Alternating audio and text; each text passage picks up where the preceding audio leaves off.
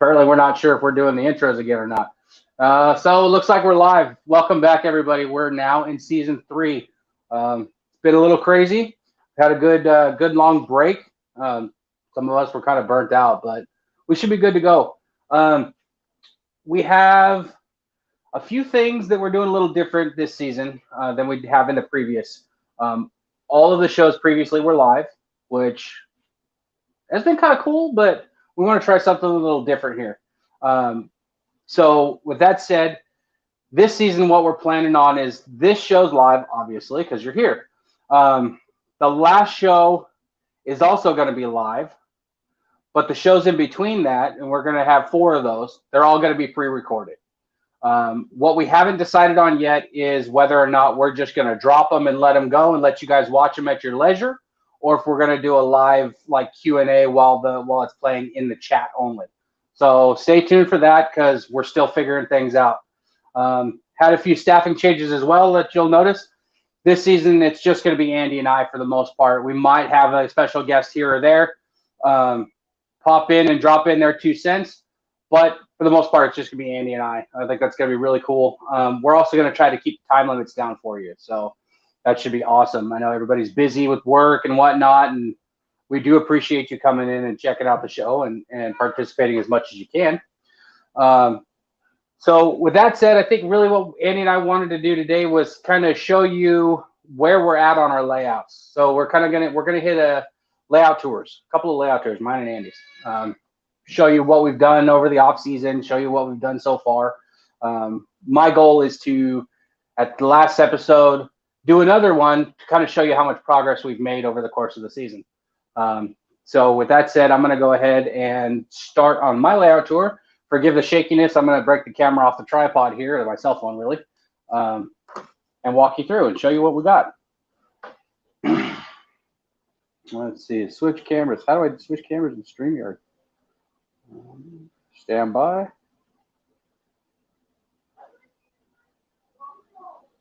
There we go. All right, so this is the entrance into my layout. At this moment, this bridge is a duck under. Haven't quite figured out how to get it to a lift out yet. I'm still working on that. The thing that's holding me up on this is that, don't mind the cord here, charging cables, you know how it goes. My turnout actually comes right off the inside of the bridge. So that's going to be a chore in figuring out how to get that to actuate with it still being see-through. I don't know if you guys caught the MRL magazine. No, I'm sorry, MRH magazine, where they're talking about using magnets and brad nails and things like that to help secure your points over. I actually did just get some of those magnets on order, so I'm going to try that out, and I think this is going to be a good place to really test that out and see if it'll work really well, and if I can hide it and make it look accurate and things like that while still being able to operate this switch. This switch, obviously, I can't put like a servo under there. I can't really put like a tortoise or anything like that. So it's going to have to be a manual flick, but it's so close to the edge of the layout, not a big deal. So coming into this here, what you see there, that hole through the wall, that goes into an outside layout storage track or change track, so I can pull trains from outside the quote unquote world, as it were, and then subsequently be able to make it a point-to-point. Coming out here, we have a 4 yard leads or sidings so that we could do some switching, or it could be an intermodal facility, what have you. I haven't really decided what I'm going to do with this, although I do dig it. I think it's kind of cool. I personally enjoy yard switching, so we'll figure something out to go with there. We come around here, we got the backtrack here. That's our main. That's the only one at this point that's up on a roadbed, because most yards, while they do have a roadbed, it's not elevated or anything like that. It's pretty much right on the ground. So that's what we're going for here. All my turnouts are, I'm drawing a blank. Fast tracks turnouts, all of them. I hand built all my turnouts. I do not have a single commercial bought turnout on this layout at all. Did some pretty tricky things when it comes into multiple switches back to back. This double set here where the truck comes into here, runs into this one, that's all one piece. So I did build those as one piece. They're not separated. There is a separation here. These two, again, are one solid piece. It was actually kind of fun to figure out how to make this stuff work. Subsequently, I have decided it's too much time and too much effort to really do that again, so probably won't be doing that again.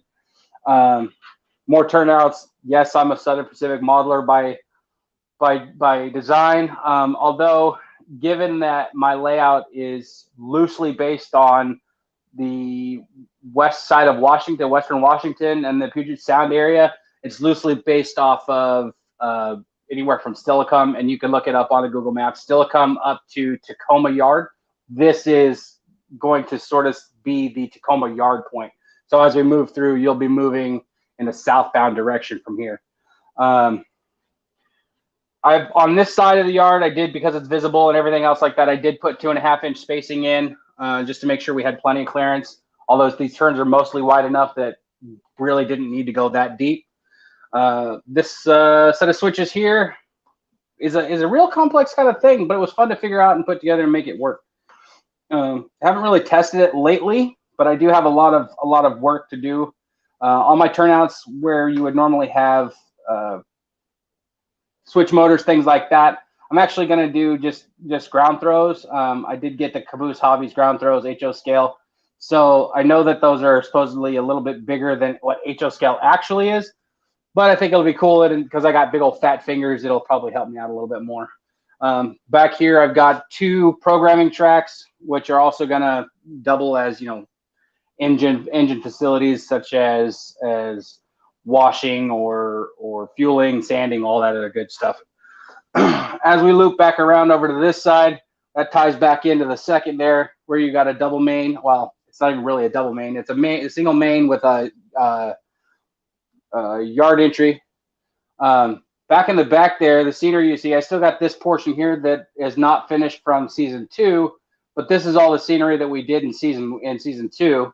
And this kind of gives you just like an overview of what kind of really we're looking at and trying to reproduce here. I do try to work off of pictures as much as possible. I did go out and take these, so these are totally a local thing. Run back here. I did have to switch this out.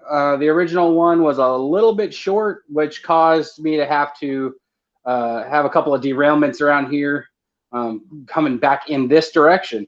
So I pulled it out. I put this one in. The leads in and out are longer, much longer than they need to be as far as the track itself, the jigs itself goes. But that actually helped it tie in, make it much smoother. Now I don't have any of those derailment issues. Going all foam on this side. Up here on the top, it looks totally empty, and you're probably going, well, what the heck's he going to do with all of this? Okay, well, all of this is going to be urban town scenery because a lot of this area is exactly that. In fact, as you can see on the picture here, I don't know how clear it's coming in, but there's a tunnel portal here that goes down behind this little hill. It pops out right on the other side, and as you can see, there's houses right above that. So we're going to kind of recreate that a little bit, maybe at least capture some of the flavor, if not try to get it all right. As we loop back around into the peninsula here, we come out of that tunnel portal. This is where I'm going to do a little bit of break from what is really there versus what I think is just going to look kind of cool. And this is the more or less freelance portion. This portion of the layout, I did actually just buy 2 of the microengineering viaduct bridge kits. So that should be enough to get me all the way through this 30-inch curve. I may have to go ahead and add in an extra entrance or exit part of that with a little 9-inch piece or whatever. But the scenery of this is going to be hills, because what I want to do in this lower section is a waterfall down into a stream. And I think if done right, that'd look pretty cool. Was contemplating maybe doing an actual water, but our good friends here at the show and in our community have told me that's not really the best idea. We'll see. We'll figure it out. I like to buck the system as much as I can. So this is all going to be open and visible. Back here, we're going to mountain that off and make it look like real cool rocks and mountainsides and all this other stuff. You see a string coming through. So right here, what I'm kind of toying with is bringing that mountain scene from the corner here and then transitioning it down into a city scene. I know you can't see it right now because, you know, there's really nothing to represent that. But where this tunnel portal sits now is where it's actually going to be. It's going to be flat decked all the way around the top. So this will all be under tunnel all the way around, both sides. The tunnel will actually pop right back out about right here, give or take, and then open up to the back half of the layout here. But this is all hidden staging back here. So I know you can see the red and black wires here. I'm working on dropping my feeders as it sits now. See if I can get you a long view. There you go. So got a nice big old long yard ladder. You know, interestingly though, I was just watching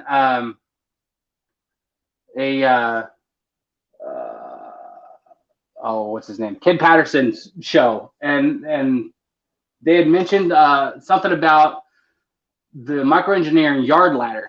So I was looking into that, and I think actually I got to play around with that idea, but I'm actually thinking about switching over out of these fast tracks turnouts and going into that and shortening this up and gaining some more space with any luck at all. So we'll stay tuned for that, right? Recently, I don't know if you guys are all subscribed to my Facebook railroad page, Prairie Creek Railroad, or not. If you want to, that's cool. If not, hey, I get it. You can just jump onto Facebook, type in at PCRR, and it should pop right up for you. If it doesn't, Andy's subscribed to it and whatnot. I'm posting updates on there, not very regularly, but as I get time to work on the layout and post these things, I do post them so you can see more active, up-to-date things as time progresses. Did just drop this in. That's posted there. It was originally a single main. Now it's opened back up to a double main. Working on getting all of the feeders dropped. One thing I did want to talk about with you guys real quick, and Andy can jump in at any time and put in his 2 cents here. But I see a lot of people using like a silicone caulk or something out of a tube with a caulking gun, right? Okay, I don't do that. I do not do that. Why? It's too expensive. It's too time consuming. It's a much bigger hassle. Okay, in my opinion. Everybody's opinion differs, but that's my opinion on it. What do I use? I use regular school glue. That's it. Plain school glue. It holds down fine. So there's no play in this whatsoever. The beauty is that unlike those silicone caulkings, right? I could spray this down with a little water, peel all this right back up, save the track if I decide to dismantle the layout or I want to change the way some track is done. I could peel it all right back up and save it. I'm not having to buy new track and just to make us some changes. And my road bed's held down the same way. It's held down with PVA glue, you know, and you're going to go back and ballast it anyway or put some sort of a covering over it. You're just going to seal it down even tighter. So why run the chance of having to discard something you could reuse if you have to? Another thing you can't see because it's not posted right now is right here where these 10 T-pins make a V. It runs all the way down. I don't know if you can tell that or not. There's actually going to be a piece of masonite that slots down right into that spot, and I'm going to glue that down. Okay, so we talked about earlier it being hidden staging. So up here, above this Sharpie line, is all going to be a city scene. And that's going to run all the way down to the back of the layout. So we've got a six line hidden staging. You guys might find this cool. Andy thought it was pretty neat. So these are all curved turnouts that run all the way through here. Okay. These are all built as a one-piece turnout. This whole thing lifts out is one piece. I mostly just wanted to see if I could do it. Turns out it can be done. It's not exactly the easiest thing to do, but it can definitely be done. I had to go back in and add in some larger copper ties just to give it a little bit of extra stability. I did go ahead and solder these lead tracks off of these switches to the switch itself. So all of these come out as one giant piece. It was not that bad to put in. Taking it out, on the other hand, not the best thing to do. So once it's in, and you just kind of have to figure it out after that goes through. As you can see, there's still spacings where we need to go back in and fill in ties and things like that. Of course, that's, you know, a little ways down the road since we're still working on getting everything wired up. But that is back to square one. So there is my layout. Andy should be ready to jump in and show us what he's been working on over the off season. Andy, are you there?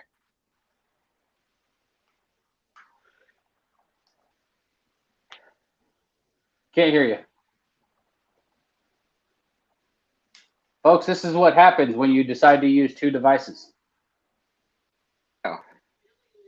There he is. All right, and you can. All right, good deal. Hey, so most of you have seen my layout as well. Many of you guys that follow us have seen this layout, and I'm going to show you where I'm at with it. Although not a lot's changed in a year because I've been working on something that I'll show you at the end. That's a brief foreshadow to where I'm headed, what changes are being made. You may not have seen the peninsula stuff. That's the framework that's hanging above my head. I've talked about it a lot, but I'll finally show you at least the framework of how this thing is put together momentarily. My layout, much to give you the brief history as Robert did with his. I started my layout little over between 5 and 6 years ago. Modeling 1950, April of 1950, with big, heavy steam locomotives on the Norfolk and Western. A couple years ago, as I started getting trains running through staging, which everything on my layout's on a grade. It's a no licks or whatever. It gains elevation all the way around, including staging. Staging's on a 2% grade. Of course, staging has locomotives and stuff attached, so nothing rolls. It's fine. I started finding inconsistency problems with the steam locomotives that are available on the market. Now, I was buying, Bromley Limited $600 locomotives, but they were inconsistent. And the key operational consideration to my layout is that it's a helper district. I am eventually, as I grow the layout out, I'm modeling beginning to end of the helper district. So it's critical that there's a little bit of reliability. Of course, on the prototype, there is some variability in whether a train makes it up the grade with or without a pusher, whether it has to be doubled, et cetera, et cetera. You have leaves on the track, et cetera. But I found just an incredible inconsistency in them, and it was frustrating me to the point that I basically stopped for 6 months and was just so frustrated with my layout, with the hobby, et cetera. And I had been eyeing many of these new diesel locomotives from Scale Trains and others, mostly Scale Trains, ribbon cutter locomotives, and a lot of the rolling stock from Scale Trains and Tangent, Exact Rail, et cetera. Genesis. There's some really good stuff out there, really good stuff. But most of that is in this, mid to late 70s and up eras. And I do also really love the era that I grew up in rail fanning, which was kind of the transition of the Norfolk Southern right after post-merger. So I'm now modeling 1986, April of 1986. I've moved up to that. I bought a lot of equipment over the last couple of years, a lot of locomotives and a lot of rolling stock to get to the point where I could eventually do that. But during that time, I've been working on a few other things, and I'll show you that briefly. My layout models an exact place and time, April of 1986, in an area of the Clinch Valley district of the Norfolk Southern now, former Norfolk and Western, that models the pusher grade up Banner Mountain. That's an area of St. Paul. That's the area you'll see on this deck, what I call Deck 3, because I've designed this as a 4-level layout, although I'm likely to only ever build Deck 4 and Deck 3. Before I relocate it to an external building out back. But it models here about 15 miles or so, compressed at about 4-to-1 ratio. Modeling an exact place and time, and I'm modeling the track arrangements pretty much turnout for turnout. Of course, there's a few compromises. It's shorter, everything's shorter. It's compressed at about 4-to-1, but I'm also running trains that are about a fourth the length. I'm going to run a 4-to-1 fast clock. Everything is pretty consistently 4-to-1 compressed. I'm going to take the camera off and show you around, although it's going to be a slight bit jittery, but let's show you. I've learned a lot, and the key to what I've learned over the last 5 years of building this layout is, and this is not my first layout. I count this as number 13, but I hadn't built a layout in 15 years when I started this one. And I didn't like most of the building methods, L girder, et cetera, that I see other people do. I understand why they do it. There's just a bunch of reasons why L girder doesn't work well on multi-level layouts because of the thickness of the framing. So I built all of this on just styrofoam, and with the intent of going back and putting wood under it eventually. I was just going to skim it with plywood on the bottom side, just thin plywood if it was required, and I was going to figure that out as I went. It was all an experiment. My layout is an experiment. It continues to be an experiment. And I'll show you in a moment the brief foreshadow of what I'm going to do to encompass this. And the things that have really pushed me in this direction are a mistake or two. One that I've stated a few times, really the only mistake I feel like I made was building it 24 inches deep, and it really should have been built 20 or 18, and you wouldn't think that'd make that much difference, but in a 15 by 15 room, it does. I also started, of course, I wanted the shadow box effect with the valets, and it's supposed to be a top deck up there with the valets and such. Of course, remember this is under construction, so keep that in mind. This is where the layout pops out on the east side, coming from Bluefield. You'll see the layout here. This is meant to, the layout's literally at eye level for me. I mean, I'm a pretty short fella, so for a 5'7" guy, it's pretty much eye level. It's a little bit lower here. Track elevation here starts at 55, goes up to 63 on this level, which is very much eye level. This is meant to, this bowl is when you're standing here at the edge of this, where this is right out at the front edge, and this is a big, broad curve. This curve is like basically an 8-foot radius. On super excuse me, on super elevation. As you look down through there, you're looking almost 7 feet back through there. And my goal was to use this valance coming all the way up, meeting the top level. And then the top level drops down, and there's a large set of bridges back here. They drop all the way down into here, and they're that tall. The top level's up at 88 inches at this point. The highest point of the grade is back at this corner, coming across these bridges at about 10 or 11 inches from the ceiling. This is meant to be able to capture fog. So the hope is that with a fogger, I can fog this. So when you're first operating, the first crew out comes out at 4 or 5 a.m. It's early morning, dim lights. This is very foggy with some ambient sound effects, meant to capture this effect. And there's a little river section here that's built. All this is very, very modular. It's sectional, kind of Toma style. The track work sections are sectional. It's which is going to make it easy to do the part I'm going to show you, the modification I'm getting ready to make here soon. This comes into Boody Yard, Boody, where the former Clinchfield and Norfolk and Western met. Now CSX and NS met and interchanged traffic. This yard, during its heyday, the 60s and 70s, 50s, 60s, and 70s, would only hold about 125 cars, and they would exchange as many as 400 a day here. So there's numerous runs. All the interlockings are here with the Y that heads back that direction. And that's headed around to the north, up the Clinchfield to what's Dayett and Elkhorn, the end of the Clinchfield where it meets the C&O originally. The other side of the Y originally had water towers, which I had built and was automating, but moving from 1950 to 1986, water towers will no longer be necessary. At this point, you're up to about 61 when the track comes back out in front of you here. The track also dishes in and out of the back of the scene. So here where there are turnouts, and you may have to interface with the two turnouts where of these tracks here, the back track is the CSX, the very foreground is the Norfolk Southern. They cross on two turnouts here.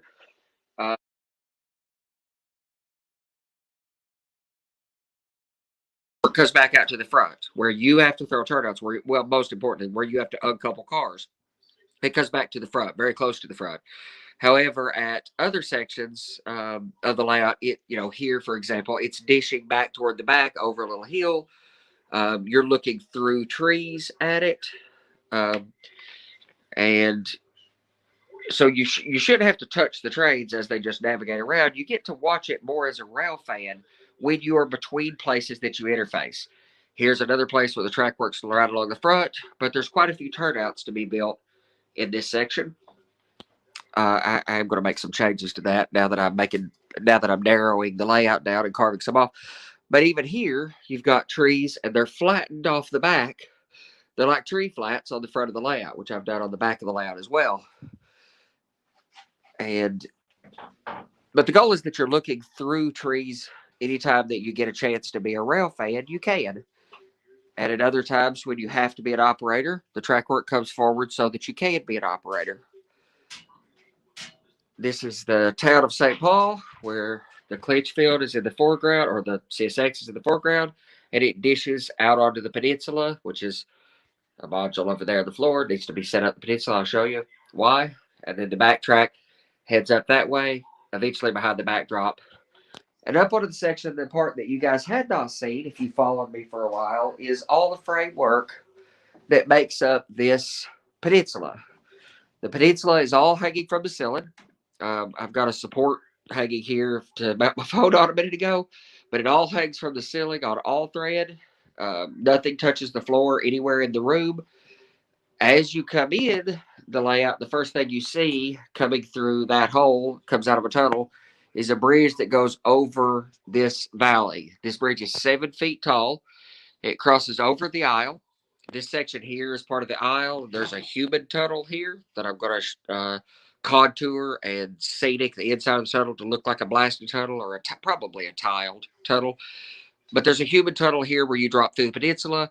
You go under the bridge over the aisle. The bridge goes over at 84 inches. And then there's all this aluminum framework some of it's permanent. There's some zip ties. Some of it's temporary in as well. But I've learned a lot. The key thing is how much I feel like I've learned over the last few years. And 1 second, I'm going to reposition, and I will show it to the other room and switch cameras, and I'll show you guys the future and where I'm headed. The key is the things that I've decided I want to do, and how I want to grow the layout takes into account a bunch of other characteristics.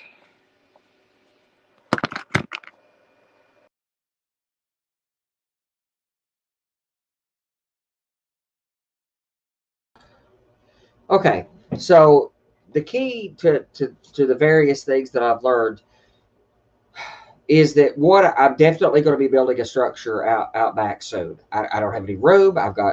This has been my workshop, and with IT equipment and stuff stored, I can't move around. There's just not enough room for the layout as I built it. So I'm definitely going to be building a building, depending on the economy, in the next year or two. But I want to go ahead and move forward. I've also learned a lot about integrated lighting, day-to-night lighting effects, something you may have noticed. As I was showing you that, there's a little bit of a shadow cast on the front edge of the layout. These are learning experiences. I also don't want the helix that I had originally planned for the center of the peninsula. And if you've seen, like in the first season when we showed our track plans, there's a helix in the center of that peninsula that's hidden in it. And that's painful for a bunch of reasons. For running pushers and stuff up that, it's painful. So I'm going to go around the room behind the backdrop. And I also don't like the 24-inch depth. It forces my hand a lot. If I had that 8 inches back or foot back in the room, it's 15 by 15. If I could gain an extra foot in each direction almost, it changes the layout dynamics considerably. So I'm going forward with that. And so what I've done is I've built some modules that I had originally planned to just build in here as the end of a branch line as an experiment. Again, my layout is a constant experiment. And I was going to build these modules in here, have them ready to move, and I was just basically going to build this as a branch line independent, as a little switching layout for now. And then as I got the rest of the layout up and operational, it would be connected as it should be. So I built some of these modules. Tim Wyman come down, and we built some modules as an experiment. Me and Robert have been working on this for, gosh, I'm not real sure how long we've been drawing this stuff. And he's done a bunch of drawings in SketchUp, and we played with this a lot to get designs for how to build these modules. And we built this test module, and it has, just to get a sizing of it, and I'll show you how it actually works out. But this is the module that I've been working on recently.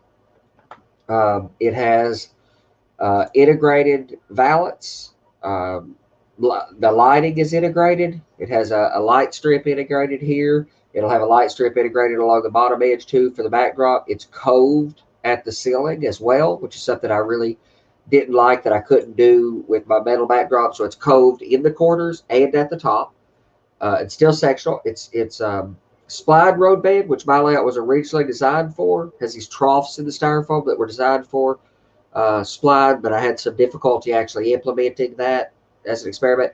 So I built this first module. I mean, it's definitely a work in progress. I'm starting laying track on it now, and we'll continue to finish with the scenery. They're incredibly lightweight. They're 6 feet long modules. We've got quarter modules designed, and so I'm going back now and building these frames, and I'm going to slide my styrofoam modules into that. I'm going to be progressing over this winter with trying to get enough modules built that my current styrofoam base frames will slide into, and the road bed will be dropped onto spline as it had always been intended to be. So, of course, I'm going to finish we'll get the branch line operational as an independent standalone kind of switching layout.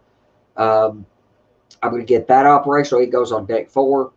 I'm going to get that operational over this winter so I can run some trains, because after 5 years, because of decisions I made, and I still am committed to with complex and highly detailed track work, it just takes too long. It takes a long time to build everything. So I'm going to get this little switching layout operational with a couple coal loaders. This model is an area in called Tom's Creek outside of Crawford, Virginia. It's operational to this day. Has 3 flood loaders today. Had a couple 3 flood loaders in 1986. I'm going to get this operational, and I'm going to get to run some trains and switch and load coal cars. I've got a bunch of coal hoppers. And I'm going to do the scenery and backdrop and integrated lighting and day to night lighting effects, and really get, it's a small project with, 3 or 4 modules. And I can actually start to enjoy that, as then through the winter, I'm going to take all of my modules and slide them into these frames. Now, it's not like this is truly original. Conceptually, I had seen this a long time ago. I've seen Joe Fugate talk about this, and I've seen his own that are similar. This is slightly different design conceptually, and they're incredibly lightweight, and there's no dimensional lumber in it. Everything's homosode and MDF and stuff. So anyway, this is the direction I'm headed. You'll get to see that over the next few years. Of course, the peninsula is still going to hang from the ceiling. It's still aluminum framework. There's still no dimensional wood in it. Nothing's going to touch the floor. All those design concessions remain. But I am going to slim down my modules, which means anybody who's seen a few years ago when I built a module real quickly will get to see me take a chainsaw to the layout, and not a chainsaw layout, but I actually like to do scenery work with an electric chainsaw, so I'm going to shave a few inches off the backs of the modules and correct the one nuance that I had a decision I wish I'd made differently when I started it 5 years ago. But I never intended the layout to grow to the scope that it has anyway. It has really kind of blossomed to become a really big project. I'm happy with it. I'm definitely headed in the same direction. I'm still committed to it, but I definitely want to make some adjustments. But that's where it was, and that's a brief foreshadow into where I'm headed, and you'll see some of that as it matures out over this season. All right, awesome. Johnny, do you know if we have any questions from the chat? CV Railroad at HO scale says he says it's nice you'll be able to move the modules to the new building. So I'd always designed my layout with, I owned my home, but I'd always intended to build a new house. Actually intended to build one last year, but there was kind of a dumpster fire to anybody who was paying attention last year. So that's going to be delayed. Mildly. Well, yeah, being as it was, so that's going to put me off a couple of years just because I'm nervous, and I remain that way. So I don't know how soon I'll be building a new house with a large basement, but I'm likely to go ahead and just build a 3-car garage out back. So I'd always planned on moving these. I started it before I'd ever heard of Joe Fugate talk about TOMA, or the one module approach. I knew I wanted portable, not movable. I'm sorry, movable, not portable. And I built it that way. But yeah, fog, absolutely. I mean, I've got a lot of speakers. I don't know, 750 speakers or something that I'm going to integrate in the layout for a lot of ambient sound. I've got RGB lighting and some very high power 24-volt double wide LED strips for lighting the layout. So it's going to have a day to night lighting effect. And I'm experimenting with fog. I'm likely to use the it's not oil-based fog. I was worried about that getting dirty over time. Like I've used that in stage lighting arrangements. But I'm using stage lighting control to control the layout. I'm using DMX, which is the protocol for stage lighting to control all the lighting. So I'll have a fogger and it'll be controlled by that system too. So I'm going to fog that valley up. But I designed it from the beginning so that the backdrop and the fascia, the layout that comes up captures that fog as it wants to fall down, especially if you use a cold fog, not a hot fog. So knowing that oil-based fogs tend to hold and stay in the air longer than water-based, are you planning on then using a water-based? Yeah, that's so. They have these that are often used in aquariums that are relatively safe. I'm likely that's the direction I'm likely to go. I bought a few of those. I've been experimenting with them too, looking at how much moisture and stuff they produce. Which the only little bit of track work there is kind of on that hillside, and I think I could produce that fog and it stay low. But there's some neat chemistry that's going on in the fogging world with these much more, hypoallergenic, whatever foggers that use some chemistry to get that done. So I'm going to experiment with some of those things, but a cold fog, dry ice would work great, actually. Late Night Model Railroad wants to know if you're worried about corrosion. Well, I mean, there's always going to be some moisture regardless, but most of us run dehumidifiers in our layouts anyway, especially if you have a wood construction, especially dimensional lumber construction layout. Running a dehumidifier is a good idea. Depending on where you live, where I live, dehumidifiers are a good idea. My layout has no dimensional lumber, so it's not that big of a deal. But with the dehumidifier, to take that humidity down most of the time, and it's not like I'm going to run the fogger for long periods of time or even that often. So even a moisture-based fogger producing a higher humidity in that small area, I don't think it'll be a problem. Of course, like I said, this is all a big experiment, but I don't think it'll be a problem. Are you worried about, as a follow-up, are you worried about shorts on the layout given that you're using a water-based fog? Well, I mean, I think I would be if it was going to I think I would be if it was going to cover much more of an area. So the goal is for it to be captured in that river basin, basically. So very little of that fog would actually reach my equipment and track work, really. Okay. You're going to try to hold it lower than track. Okay, I got you. Yes. I've also made some electrical decisions as well. There's no turnouts. There's nothing in there. There's not even a signal. They're in that area. There's a single piece of track work going through. It was the perfect place to try that.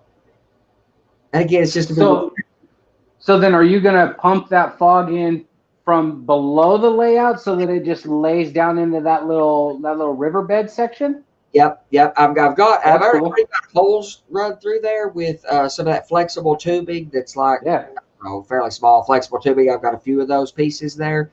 So it should just come in from the side of that river that you can't see. There's a speaker hidden back in there as well that for the river sound effect, and then it should just kind of feed out somewhat slowly. I've seen other people do this as well, often in larger scales, but well, that sounds awesome, man. I'm actually looking forward to seeing that. Just make sure you don't, when you're doing your trial and error, make sure you don't run it up too high and overflow that riverbank, huh? Yeah. I mean, well, I mean, something that we often make the mistake of is it needs to be a subtle effect. It shouldn't be overpowering. Actually, I seen somebody stretching out cotton balls. That's fun. Well, and I have used a fogger to fog it for the purpose of taking some pictures previously just to see what it looked like. I really liked it. I have seen something like cotton balls done on the ceiling for cloud effects, but I don't want anything permanent like that because my goal is that you start operating in the dark, just like Cruise did, I mean, it's something that we don't, I've heard this said before that, the right way, if you truly wanted to operate prototypically, is that you would call the guys at 1 o'clock and wake them up And you know, I think Bill has said this before. He said you'd call them at 1 o'clock in the morning to wake them up, and tell them you need them there at 2:30 for a 4 o'clock run. It'd be cold, it'd be raining. You know, there's things that we don't truly capture the feel of. So I'm going to start operating at Yeah, 4 yeah, a.m. yeah, but look. Okay, if we were paying these guys, that's Yes. one thing. But we're not paying these guys. You can't be treating them like that. That's not right. No, but we do a lot of things for enjoyment. I mean, I used to snow ski, and I used to get out in some pretty adverse conditions to enjoy snow skiing. So people would do a lot of things for the enjoyment. That's probably a bit extreme. I'm not going to turn the air conditioner down to, the 35 in the house to run trains that day. We're not going there. It's going to be comfortable, but Poor guy's gonna be coming out with snot sickles to run the layout. yeah, I really enjoyed operating on his layout, but I caught the worst flu I've ever had. So yes, we need to calm that down. I mean, that's the whole reason most people weren't operating their layouts in 2020 was for that fear. So let's calm that down a bit. But Right. I think most of this is doable if, with a 4-to-1 fast clock, if you operate for 4 real hours, which not everybody needs to, they can come in and out at slightly different times. You could operate for 3 real world hours, and that's a 12-hour shift on the railroad. You're starting at 4 a.m. So the goal is when you go into the trade room, we start dimming the lights down, give everybody a chance to adjust to the lighting. It's pretty dark. I don't like the overpowering blue light that a lot of people use. Yeah, a little blue light, sure, but I don't want it to look like a disco in the 70s. So a little blue light, a dim white light. It's 4 a.m. And with the new modules, I'm putting photo backdrops up with the light behind it. So you'll be seeing the light coming up over the mountains like you see in Appalachia. So I just want to pull that off. That'd be pretty cool. I just want to capture a feel. The goal is, when you have this suspension of disbelief when you're watching a movie, sci-fi or otherwise. I'm a big sci-fi fan. There's a suspension of disbelief, but you need a few things right in order to truly suspend the disbelief. My hope is that you get these little glimpses while you're running the trains, little glimpses of what it might have been like to operate, to operate 1986 on the railroad, on this section of railroad. You do have to solve many of the same problems. There's a lot of the same thinking prospects. And if I could get some of the filling down and some ambient sound effects and some fog and some night lighting to kind of recreate it, it's a stage. It's a movie set. Frank Ellison said that in the 40s and 50s. It's a stage. The goal is to make it as much like that as possible. So I know I mentioned it earlier when I was showing everybody the layout, but I wanted to let you know I finally did order that Digitrack system, that Zephyr. And just so everybody knows, I've been a huge proponent of DCC++ for about the last 5 years since I built mine. The reason I made the switch, and look, if you've got time to put it all together, it doesn't cost much. It's the cheapest option you can do. You got to do a little bit of programming yourself as far as the actual controller goes, but it's super easy. So if you're on a budget, that's the way to go. What I have found, though, is that when I leave the layout down for any extended period of time, and by extended, I mean 3 or 4 months, Sure. and I don't turn anything on, I basically have to rewrite that code. Huh. Okay. So that's been my latest frustration. That's why I went ahead and just bought the Digitrack system, because it's commercial. I don't have to worry about it. It's plug and play. I just drop it in. It's good to go. I'll still be able to run it with JMRI like I've been planning on doing with the DCC++, which is awesome because I'm not going to go buy a whole bunch of controllers. I've got umpteen old cell phones sitting over there that are smartphones that'll handle it no problem. And I did just get 2 of those microengineering viaduct kits. Oh, I'm glad you did. I look forward to working on some of those collectively, because I got a bunch. Yeah, I'm definitely gonna need your help on putting those together. But the curve makes it really interesting building it into a curve. I've already built a few on curves, and I've still got 4 to build, including that big 7-footer that's 3.5 feet tall. So. Yeah, well, I don't know. I mean, I know I showed it earlier, but I just wanted to give you a different perspective since I'm sitting down here kind of low. Let me switch these cameras around. Yeah, late night. You just have to load. He's talking about loading the code back. You download the code anyway. You can, there's not much that you need to customize in the code. I've had a lot better luck with this newer version of it, the DCC EX that's come out recently. But I mean, it's not for everybody. I would buy a commercial system. I intended to buy a commercial system to begin with, but especially after I got a hold of a proto throttle, I have no interest in a commercial throttle. So all it is a system. Don't even start on the pro. Don't even get me started on the proto throttle. It's not your thing. It's not for everybody. It's definitely a target audience. But with those, it doesn't matter to me what system I'm running. The moment I have a problem with my Plus Plus or my EX system, then I may go commercial as well. So far, it's done the job, but I'm not operating yet, so I'm ready to that. So here's the bridge as it sits now. Hold on.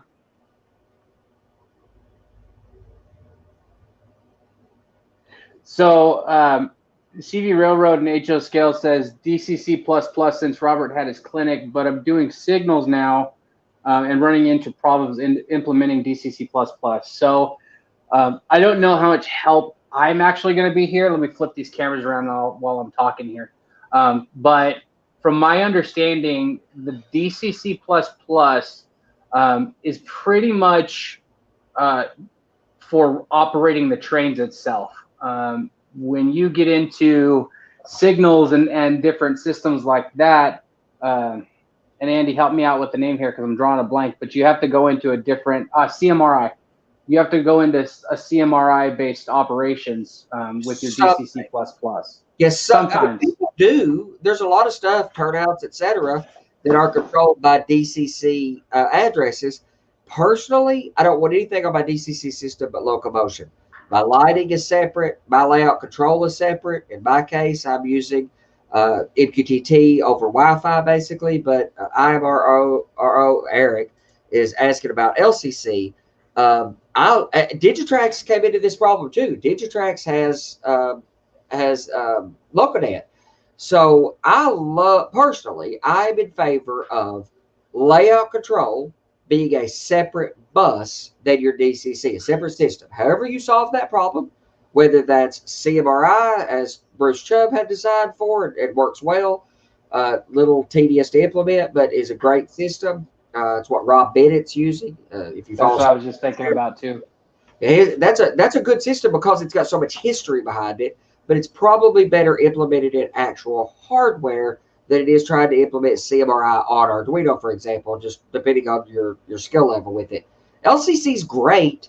My instinct, and I don't have personal experience with this, so I may catch some heat, but my thinking is that LCC is too little too late to gain major adoption. I could be wrong. It may absolutely explode. And I do like conceptually LCC. It's built on CAN bus, which is fundamentally very good.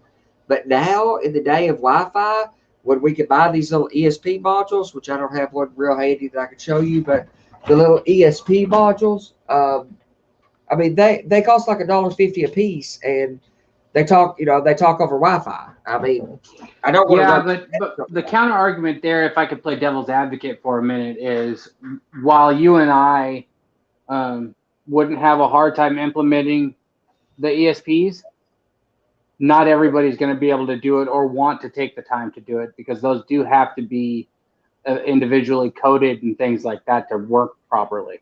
They do. Speed has wrote some code though. Speed Ruler of the NMRAX group has wrote some code that is much better than the code I was writing. It's really quite good. He's actually of the NMRA now. He is their IT guy. Let's give credit. Yes, that's right. Sorry. Yes, absolutely. NMRA fame, and he has wrote some code for these things. MQ Trades. I think you can Google it and find it, or if anybody reaches out to me, I'll get you a link to it. MQ Trades. It's really good code.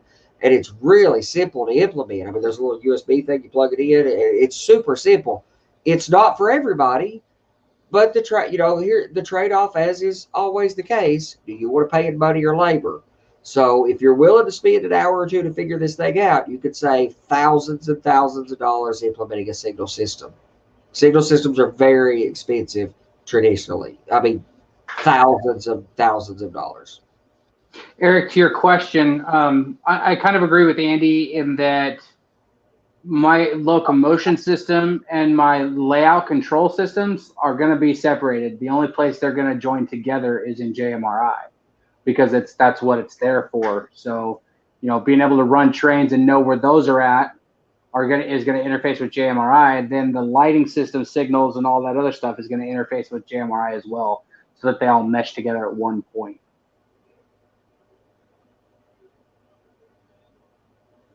All right, we got anything else? We're just past the 50-minute mark. Yeah, we've run pretty long for this one and gathered a few things. Anyway, we've got some shows coming up over this season. Will be monthly shows. You'll see our layouts progress, and then at the end of this season, as we go into the springtime, we'll circle back and show you what difference we've seen between this show and 6 months from now. Yep. So, like I said at the start of the show, the next 4 episodes are all going to be pre-recorded unless something happens drastically and we have to just do a live show because it's faster and easier for everybody involved. Well, hello, sir. You want to come in the garage? Okay. Well, I'm on the YouTube. Do you want to say hi to everybody on the YouTube? Yeah. All right, come here. This is my, I know you guys have all seen him before, I'm sure. This is our newest engineer in training. So he's been, moving cars around, doing some switching for his old man. It's been pretty helpful. But yeah, like I said, there's going to be pre-recorded shows. So let us know what you guys think about that in the comments after this show gets posted to YouTube. Apparently Ralph will be coming back with a new show. Awesome. It's been a while. About freaking time. Sorry about my language. But the other thing we're looking at doing is these pre-recorded shows are going to be between 15 and 18 minutes long. So just to give you guys a heads up, these are going to be quick snap twos. We want to see how much more traction we're going to get in the long term. Oh, you think that's funny? Jeez Louise, I got a comedian over here. So, hey, I know that Bill's mentioned it several times on his show, but we do have a Patreon page. Guys, please go check that out. Any little bit helps. That does go directly to getting these shows produced and paying the costs that we do have. Hit the like and subscribe button. You guys know what to do. If you don't have the bell button pushed already, do that. It'll give you notifications anytime we pop up a new show. And also when we set up a new show, about 30 minutes before or the day before or day of, you'll get a notification that we're going to go live or we're going to have a show drop. So that'll help you keep on track of what we're doing here. With that said, Andy, do you have anything else to add? No, I think that's good. We'll see you guys next month.